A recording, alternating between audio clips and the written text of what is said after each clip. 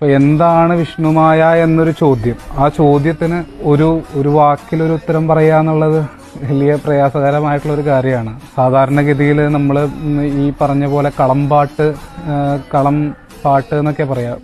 അങ്ങനെയുള്ള പാട്ടുകളിലൊക്കെ കേട്ട് വന്നിട്ടുള്ള ഒരു രീതി എന്ന് പറയുന്നത്, കൂളിവാകയ്ക്ക് ശിവനിൽ ഉണ്ടായിട്ടുള്ള പുത്രന്മാരിൽ ഏറ്റവും ഇളയ സ്ഥാനമുള്ള ആളാണ് വിഷ്ണുമായ എന്നുള്ളത്.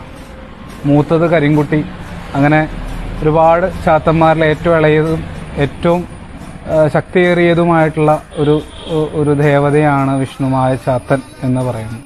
അത് അങ്ങനെയുള്ള കഥകൾ ഒരുപാട് എല്ലാവർക്കും അറിയാവുന്ന കഥകളാണ്. അങ്ങനെ ഈ വിഷ്ണുമായ ചാത്തൻ എങ്ങനെ ആയി എന്നുള്ളതാണ്. ശരിക്കും പറയുകയാണെന്നുണ്ടെങ്കിൽ ഈ പാർവതി ദേവിയുടെ കൈലാസത്തിലെ തോഴിയായിരുന്നു ഈ കൂളിവാക എന്ന് പറയുന്ന കാട്ടിസ്റ്റ്.